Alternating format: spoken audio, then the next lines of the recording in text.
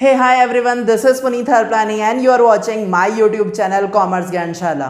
So guys, इससे पहले वाली वीडियो में कंसाइनमेंट अकाउंट के बारे में डिस्कस किया था, उससे रिलेटेड आप लोगों को जर्नल एंट्रीज समझाई गई थी और आज हम लोग स्टार्ट करने वाले हैं इसके कुछ थ्योरेटिकल एस्पेक्ट को। लेकिन उससे पहले कुछ एक दो जो जर्नल एंट्रीज रह गई थी उसके बारे में आप लोगों को समझा देता हूँ। देखिए, आप लोगों को अपन ने एक एंट्री की थी जब कंसाइनर जो होता है जो गुड्स को कंसाइनी को बेचता है, तो एक एंट्री आप लोगों ने बनाई थी। पहली एंट्री की थी consignment account debit to goods sent on consignment. इस goods on sent on consignment को आप लोगों को साल के लास्ट में भेजना पड़ता है ट्रेडिंग अकाउंट में, तो उसको ट्रेडिंग अकाउंट में ट्रांसफर करने की एंट्री आप लास्ट में करेंगे। सो एंट्री देख लीजिए, entry for transferring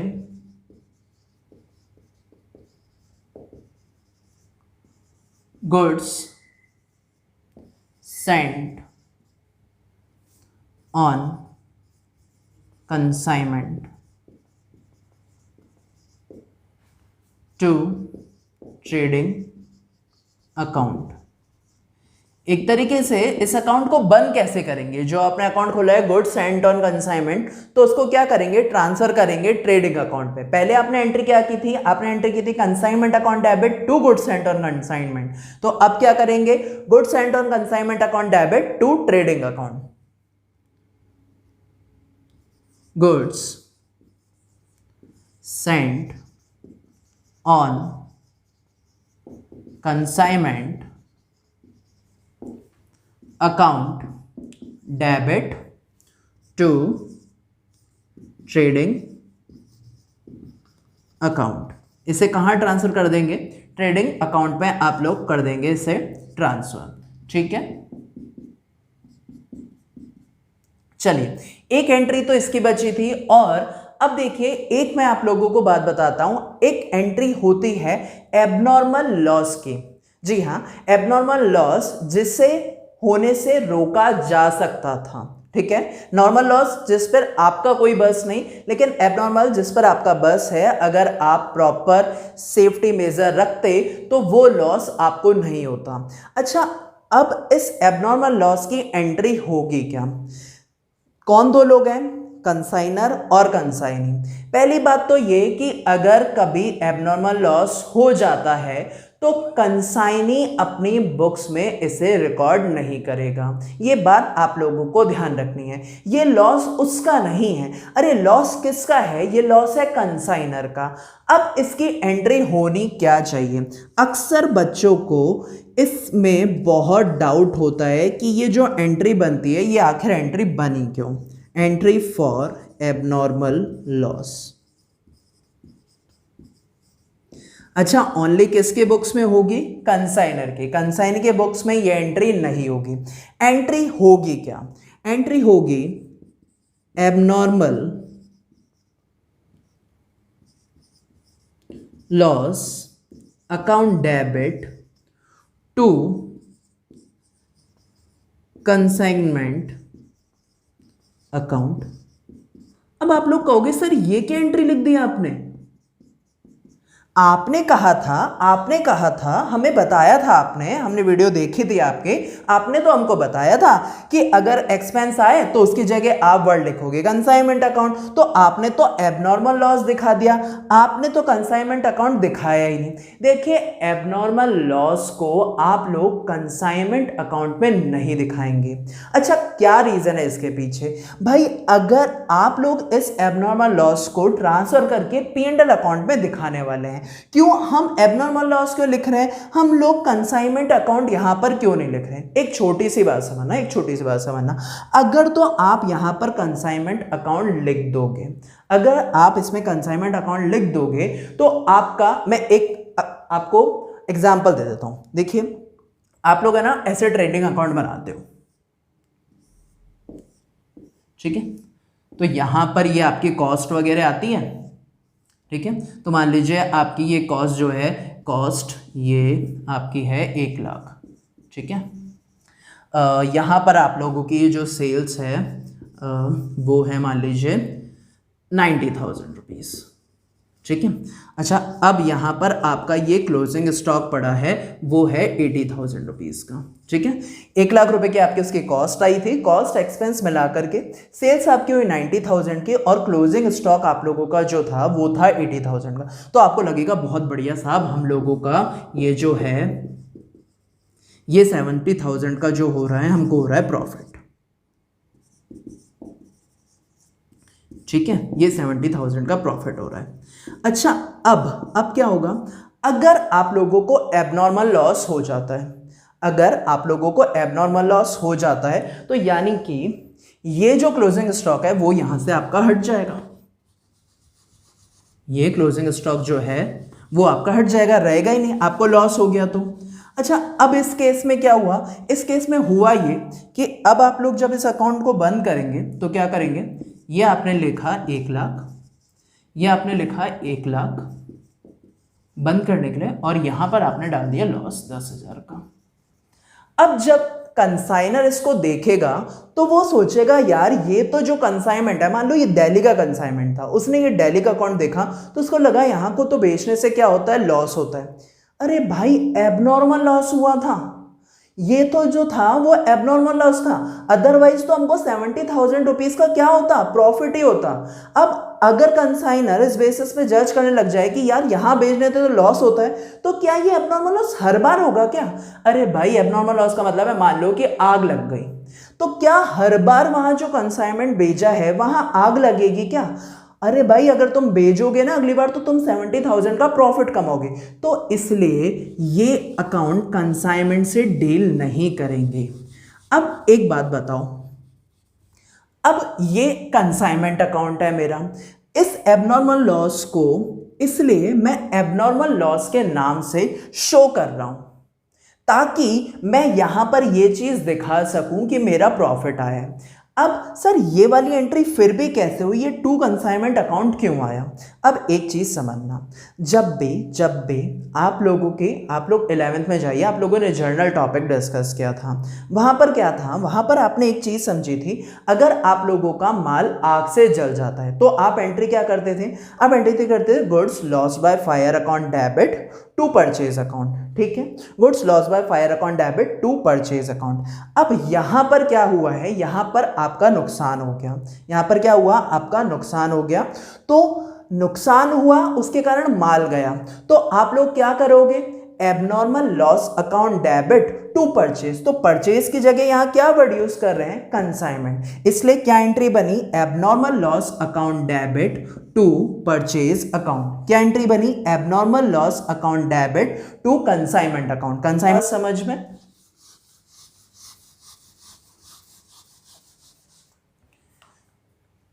तो ये एंट्री आप लोग एबनॉर्मल लॉस की करेंगे कंसाइनर के बुक में, कंसाइनी के बुक में एबनॉर्मल लॉस की कोई एंट्री नहीं होती, ध्यान रखिए, abnormal loss account debit to consignment account. अच्छा, फाइनली क्या होगा, फाइनली दो चीजें होंगी, या तो हमको प्रॉफिट होगा या हमको लॉस होगा। अगर तो आपको हो जाता है profit, for profit,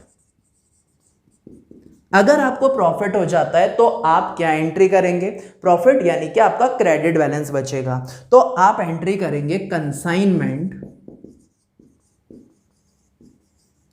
account debit to P&L account. क्या, consignment account debit to P&L account. अच्छा, अगर आपका हो जाता है लॉस, ठीक है, तो लॉस के केस में क्या एंट्री करेंगे, इसका reverse, P&L account debit to consignment account. अब ये सारी एंट्रीज आप लोग कर चुके हैं, तो अब आप लोगों को कुछ बातें ध्यान रखने की हैं। पहली बात तो ये कि जब माल बेचा जाएगा तो इसकी कंसाइनी अपनी बुक्स में कोई एंट्री नहीं करेगा, कंसाइनर जो भी एक्सपेंस करने वाला है उसकी भी कंसाइनी अपनी बुक में कोई एंट्री नहीं करेगा। अगर कोई एबनॉर्मल लॉस हो जाता है तो उसकी भी कंसाइनी अपनी बुक्स में कोई एंट्री नहीं करेगा। लास्ट में जो प्रॉफिट और लॉस आता है उसकी भी कंसाइनी कोई एंट्री नहीं करेगा। सर प्रॉफिट लॉस की तो एंट्री करनी चाहिए ना। अरे क्या बिजनेस उसका है क्या वो प्रॉफिट लॉस के लिए काम कर रहा है क्या? वो काम कर रहा है सिर्फ और सिर्फ अपने कमीशन के लिए, तो वो इस दो चीजों की कोई एंट्री नहीं करेगा। इस एबनॉर्मल लॉस की एंट्री भी नहीं करेगा और ना ही प्रॉफिट एंड लॉस की एंट्री करेगा। देखिए अब आप लोगों की सारी जर्नल एंट्रीज जो हो चुकी हैं वो हो चुकी हैं क्लियर। ध्यान रखिएगा इस एबनॉर्मल लॉस की एंट्री क्या होगी? Abnormal loss account debit. इसे मैंने कंसाइनमेंट में डेबिट नहीं किया क्योंकि मैं इसे कंसाइनमेंट के खर्चों में नहीं दिखाना चाहता। ये कंसाइनमेंट अकाउंट मैंने क्रेडिट क्यों किया है? क्योंकि मेरा गुड्स गया तो मैंने टू कंसाइनमेंट अकाउंट किया। ठीक है, ध्यान रखना आप लोगों ये चीज भूल जाते हो। कंसाइनमेंट में आ रही है इसका मतलब ये नहीं कि हर जगह आप एक्सपेंस की जगह कंसाइनमेंट अकाउंट लिख दो। ऐसा एक्सपेंस जो कंसाइनमेंट से रिलेटेड नहीं है या उसे कंसाइनमेंट में दिखाना सही नहीं है, आप दिखा कंसाइनमेंट के बिजनेस में ही रहे हैं, बुक में ही दिखा रहे हैं, लेकिन कंसाइनमेंट अकाउंट डेबिट नहीं करेंगे उसकी जगह। रीजन मैंने आप लोगों को बता दिया। चलिए अब बात करते हैं कुछ थ्योरी एस्पेक्ट की। फर्स्ट चीज देखिए, एक होता है परफॉर्मा इनवॉइस। क्या होता है? Proforma invoice. इस परफॉर्मा इनवॉइस का मतलब क्या है? देखिए क्या होता है, ये जो कंसाइनर है वो कंसाइनी को एक इनवॉइस भेजता है। क्या? एक इनवॉइस भेजता है जिसके अंदर क्या क्या डिटेल्स होती हैं। ठीक है, देखिए इसके अंदर डिटेल होगी क्या नेचर ऑफ गुड्स है, कौन सा गुड्स हम आपको भेज रहे हैं, फिर क्या इसकी क्वांटिटी है, कितनी क्वांटिटी में गुड्स आपको दी जा रही है, इसकी क्वालिटी क्या है,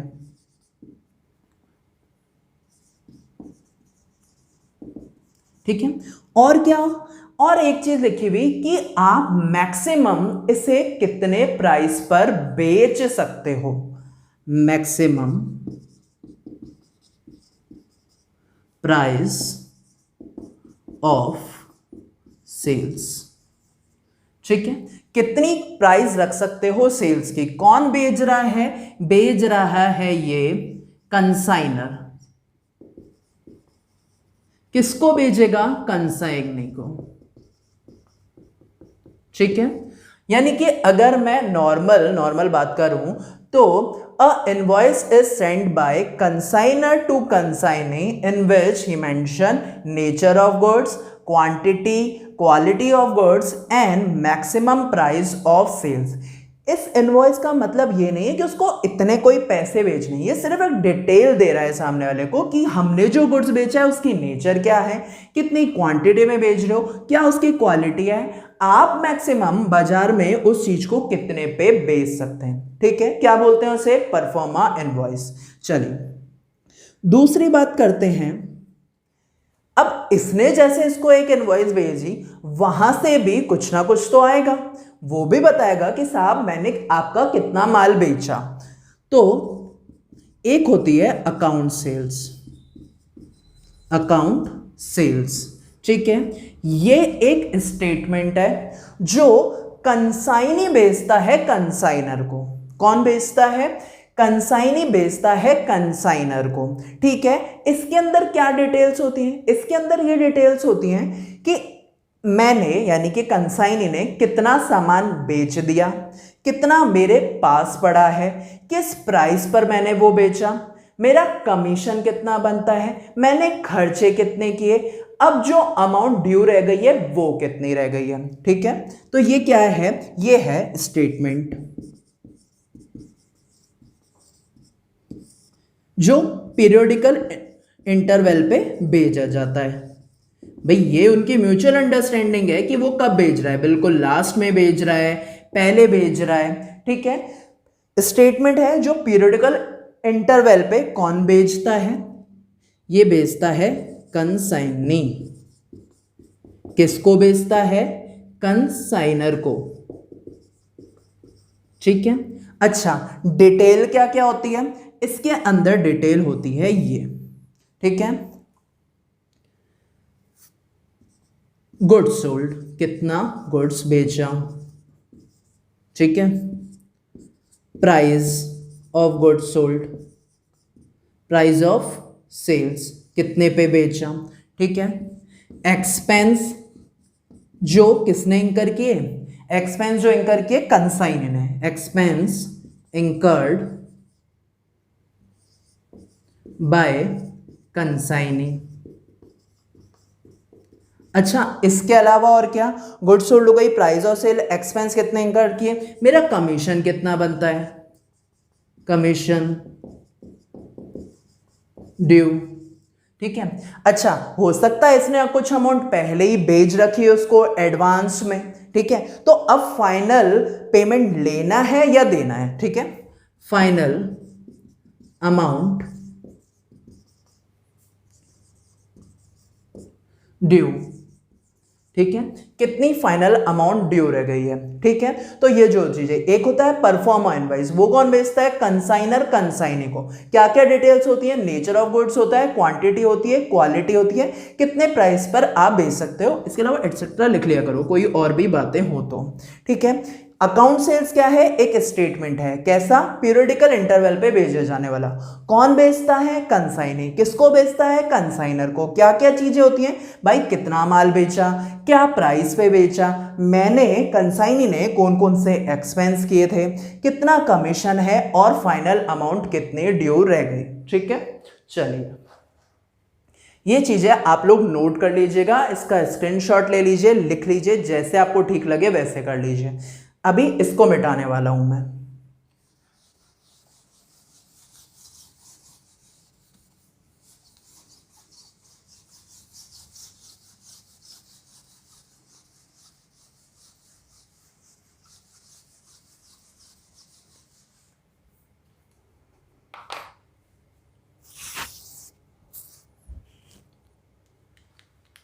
चलिए, अब हम लोग डिस्कस करने वाले हैं भाई, सामने वाला हमारा माल बेचता क्यों है, क्या क्या क्यों बेचता है, क्या रीजन होता है, कमीशन मिलेगा। तो बात करते हैं कमीशन की। अच्छा, ये बताने की जरूरत नहीं कमीशन होता क्या है, ऑब्वियस सी बात है, सामने वाला आपका माल बेच रहा है तो उसको भी तो कुछ चाहिए ना, तो वो किस पे बेचेगा माल, कमीशन पे। आपसे क्या लेगा, कमीशन। कंसाइनी कंसाइनर से लेगा कमीशन। अब ये कमीशन होता कितने टाइप का है,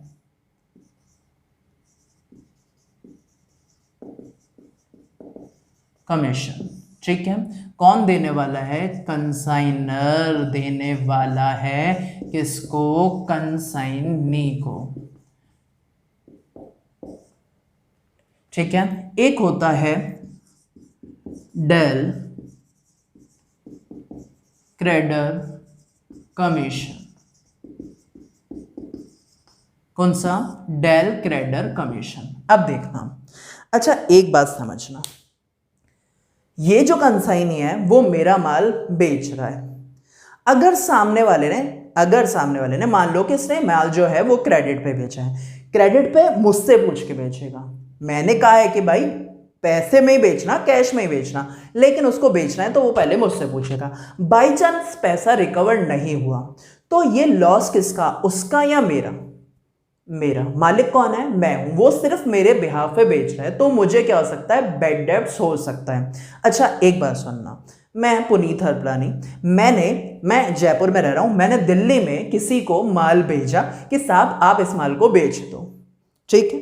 तो सामने वाले का मेरे को कॉल आया, मुझे कॉल आया, उसने कहा हेलो सर। मैंने कहा हाँ बोलो। बोले सर है ना, देखो कि एक्चुअली क्या है कि आपको तो पता ही है कोरोना का टाइम चल रहा है। मैंने कहा हाँ तो क्या हुआ। बोले सर है ना, लोग है ना माल कैश में खरीद ही नहीं रहे हैं, कह रहे हैं कि हाँ जैसे जैसे बिकता जाएगा वैसे वैसे हम पैसे देते जाएंगे, तो अगर आप कहो तो मैं मतलब क्रेडिट पे माल बेच सकता हूँ, बाकी कैश में तो नहीं बिक रहा, बाकी आपकी मर्जी, आप देख लो। मैं सोचा यार अभी तो अंबानी की हालत ख़राब है, मैं तो फिर भी पुनीत हरपलानी हूँ, मेरी हालत ख़राब है, वहाँ हालत ख़राब है, लोगों की हालत भी जेन्युइन सी बात है ख़राब ही होगी, बेच देता हूँ, कह देता हूँ कि बेच लो क्रेडिट पे। फिर सोचा अरे नहीं यार, पता नहीं उसकी कोई साठ गांठ हो, अगला पैसे दे नहीं दे और वो बैड डेब्ट्स मेरे माथे पे आ जाए, क्या करूँ। मैंने कहा कोई बात नहीं, मैंने उसको फ़ोन लगाया, मैंने कहा देखो भाई, तुम कह रहे हो कि तुम माल बिक नहीं रहा कैश में, हाँ सर नहीं बिक रहा, तुम चाहते हो उसको क्रेडिट में बेचना, हाँ क्रेडिट में, देखो एक काम करो, क्रेडिट में बेच दो, कोई बात नहीं, लेकिन अगर नुकसान हो गया, अगर बैड डेब्ट्स हो गया, तो वो तुम भुगतोगे। सामने नहीं, मैं क्यों भुगतूंगा, मैं तो आपको बता रहा हूं आपका सामान नहीं बिक रहा, मैं क्या करूं, मैं क्रेडिट पे दे देता हूं, मतलब कोई बात नहीं। एक देखो मेरी बात सुनो, सिर्फ इतना समझो कि भाई तुम दिल्ली में हो, मैं जयपुर में हूं, मैं सामने वाले को नहीं जानता, मैं सामने वाले को नहीं जानता वो कैसा है, उसकी क्रेडिट वर्थिनेस है भी या नहीं। एक काम करो, तुम तो देख करके ही दोगे ना, तो तुमको विश्वास हो कि सामने वाला पैसे दे देगा, तो तुम उसको बेच दो। अगर बैड डेट्स हुई तो वो तुम रखना, ले रुको रुको मेरी बात सुनो, बैड डेट्स हो जाए तो तुम बेयर करना, लेकिन उसके बदले में तुमको एक कमीशन एक्स्ट्रा दे दूंगा, जो नॉर्मल दे रहा हूं वो तो लेना ही, लेकिन वो कमीशन एक्स्ट्रा ले लेना। सामने वाले ने सोचा यार ठीक है यार, मतलब ठीक है मैं देख करके दूंगा, मेरे को क्या है, मेरे को तो फायदा ही होगा, सामने वाला पैसा दे देगा मुझे। तो अगर कंसाइनर कंसाइनी को एक ऐसा कमीशन देता है ताकि वो खुद की बैड डेब्ट्स को सेव कर सके, अगर बैड डेब्ट्स हो गई तो ये किसको देनी पड़ेगी, कंसाइनी को बेयर करनी पड़ेगी, तो उसके लिए जो कमीशन दिया जाता है वो होता है डेल क्रेडर कमीशन। आ गई बात समझ में? तो क्या कह सकते हैं अपन, commission given by consignor to consignee for removing his risk of bad debts is known as Del Creditor Commission. That is, bad debts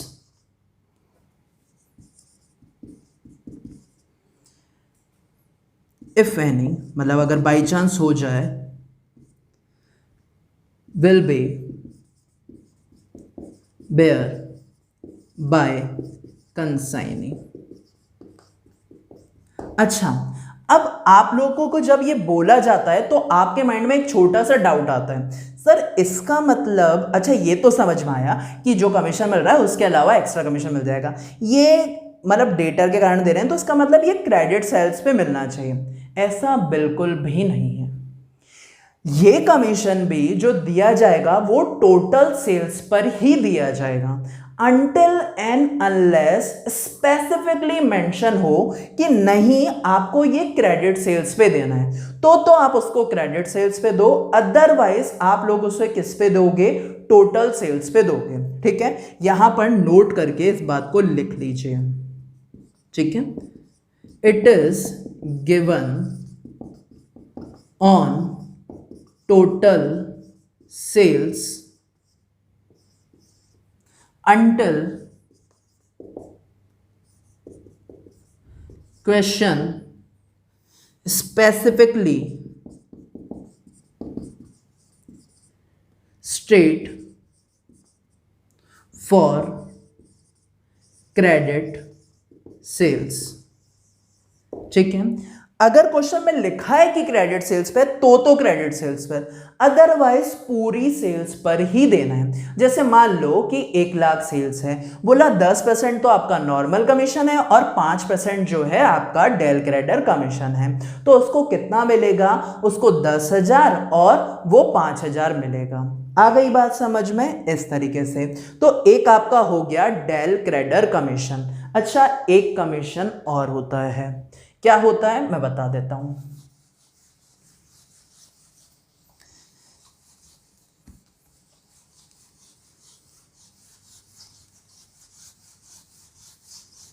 आप इसे पॉज करके नोट कर लिया करो, ठीक है, वैसे आपके बुक्स में सब कुछ दे रखा होता है, मैं ये समझाने के लिए लिखवा रहा हूं, ठीक है। एक होता है आप लोगों का overriding commission, over riding commission.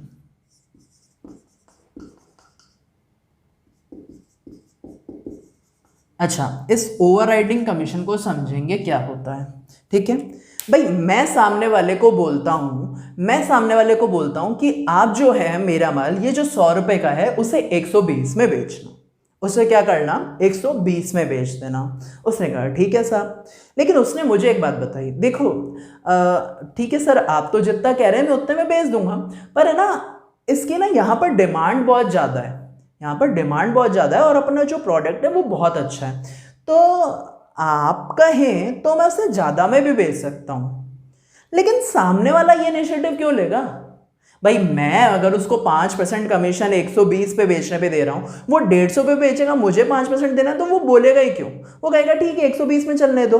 लेकिन वो कहता है कि देखो अगर मैं 150 में बेचूंगा ना तो आपका फायदा भी है ना, तो मेरा भी फायदा कराओ। तो ठीक है क्या करें, अगर मैं ज़्यादा पे दे दूँ तो आप मुझे कमीशन देना, तो अगर कंसाइनी जो है वो जो माल है उसे इनवॉइस प्राइस से ऊपर पे बेचता है, ठीक है, जितना कंसाइनर ने बोला है उससे ऊपर की प्राइस पर बेचता है, तो ये जो डिफरेंस होता है इस पर क्या मिलता है, कमीशन मिलता है। यहां पर ध्यान रखना, यहां पर डिफरेंस प्राइस है, जितना कोट किया है उससे ऊपर की प्राइस पर अगर बेचता है तो कंसाइनी को उस डिफरेंस अमाउंट पे क्या मिलता है, कमीशन मिलता है।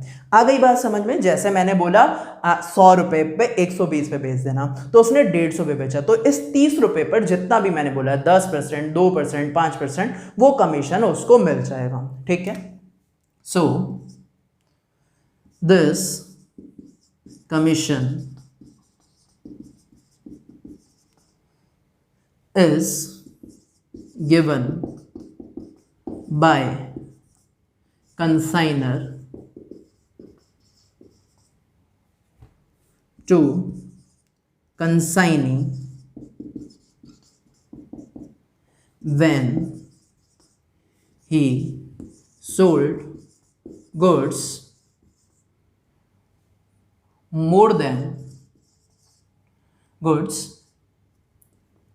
at more than कोटेड, या फिर लिख लो इनवॉइस प्राइस। ठीक है, and it is given on date additional part.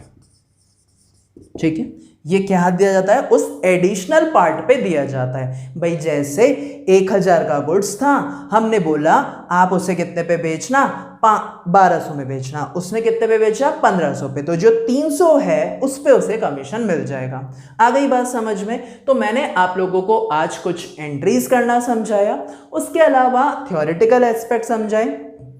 पहली चीज पढ़ी हमने परफॉर्मा इनवॉइस, दूसरी चीज पढ़ी हमने अकाउंट सेल्स, पहली चीज कंसाइनर कंसाइनी को, दूसरी अकाउंट सेल कंसाइनी कंसाइनर को, और पढ़ा हम लोगों ने कमीशन। कौन कौन से कमीशन, एक डेल क्रेडिटर, एक ओवरराइडिंग। डेल क्रेडिटर कब मिलेगा, मैं बैड डेब्ट्स नहीं भुगतना चाहता, सामने वाला भुगते, तो उसको क्या देना पड़ेगा, डेल क्रेडिटर। किस पे मिलेगा, टोटल सेल्स पे, लिखा हुआ है क्रेडिट सेल्स तो सिर्फ क्रेडिट सेल्स पे।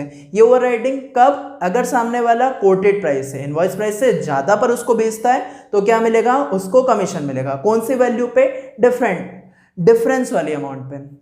ठीक है, आ गई यहां तक की बात समझ में? देखिए अब हम लोग आगे इसके प्रैक्टिकल पार्ट को टच करने वाले हैं, करेंगे प्रैक्टिकल पार्ट। इसलिए पहले यहां तक जो भी चीजें समझाई, जर्नल एंट्रीज और ये कुछ थ्योरेटिकल एस्पेक्ट आप लोगों को क्लियर होना बहुत जरूरी था। अब हम लोग स्पेसिफिकली इसकी एंट्रीज करेंगे, क्या क्या अकाउंट बनते हैं वो बनाएंगे। चलिए अब मिलते हैं हमारे नेक्स्ट वीडियो में। Till then take care, bye bye. Please do like it, subscribe my channel and share it with your friends. Thank you so much.